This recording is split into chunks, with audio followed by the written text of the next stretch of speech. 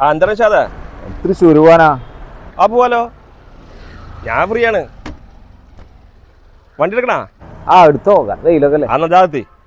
ആ ശരി ശരി വേണം. ഓക്കെ.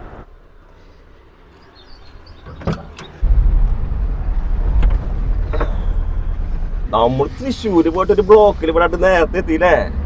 ഭാഗ്യം നമ്മളെ. ഭാഗ്യാണ്. അത് പോട്ടെ, അനക്കെന്താ കേട്ട്? എന്ത് നമ്മൾ എന്ത് കണക്ക് പറയാനാ?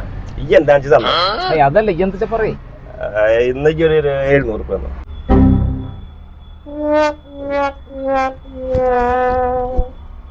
എന്തേലും 300 ഉണ്ടാവൂടാ? 200, 250 അതുണ്ടാവില്ലടാ, ചേഞ്ച് ഉണ്ടാവില്ലടാ. അത് പിന്നെ എടുക്കാം നമുക്ക്. ശരിടാ. അപ്പൊ ഓക്കെടാ, ശരി, കാണാം.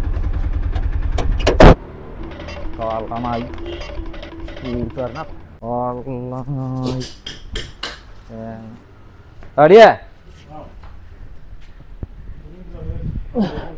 हाँ वो बोलना पड़ेगा, बोलेगा तो पैसा जाएगा. എന്താ വരുമ്പോ ഇങ്ങനെ പുറുപുറുക്കി വന്നിരുന്നത്? ഭയങ്കര കലിപ്പില്ലല്ലോ. എന്ത് സംഭവം? ഒന്നും പറയണ്ടല്ലോ ഡാഡി. ഞാൻ നമ്മുടെ തൃശ്ശൂർ കൊണ്ട ആവശ്യമാണ്. പക്ഷെ അനിയനെ വിളിച്ചു, ലൈഫ് ഫ്രീ ആണോ, തൃശ്ശൂർ പോവാന്ന് ചോദിച്ചു. അവിടത്തേക്ക് എന്നാ പോവാ, വണ്ടി എടുക്കണ ചോദിച്ചു.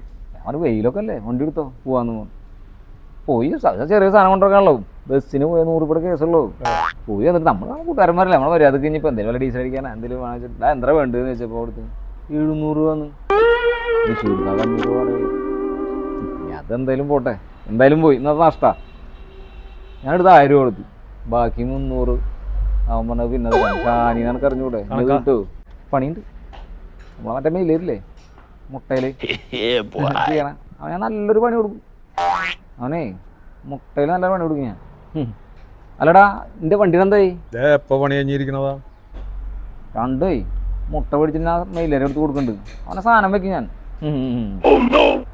അല്ല നമ്മുടെ ഇതിന്റെ പൈസ എത്രയാന്ന് നോക്കിക്കേടാ, എത്രയാന്ന് നോക്കിയേ. ഒരു മിനിറ്റ്, ഞാൻ ബില്ലാക്കാം.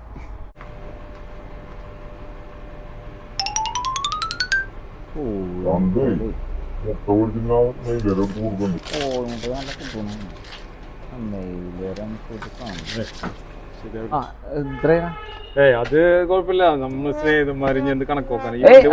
വേണ്ട, വണ്ടി കൊണ്ടേക്കോ, നമുക്ക് പിന്നെ റെഡി ആക്കാം. സ്നേഹിതന്മാരെ എങ്ങനെ വേണം?